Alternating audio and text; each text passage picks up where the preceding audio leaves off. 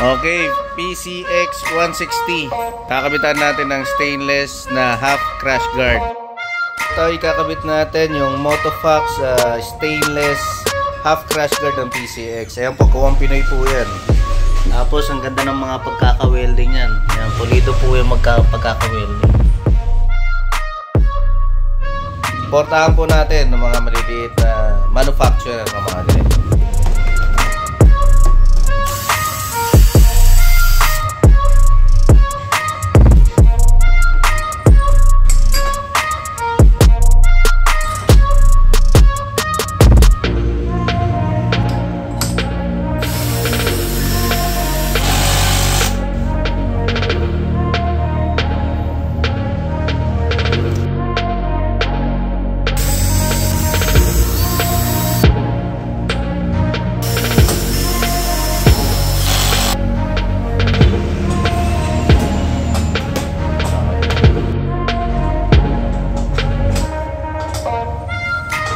Dito meron na siyang pwedeng kabitan ng MDL.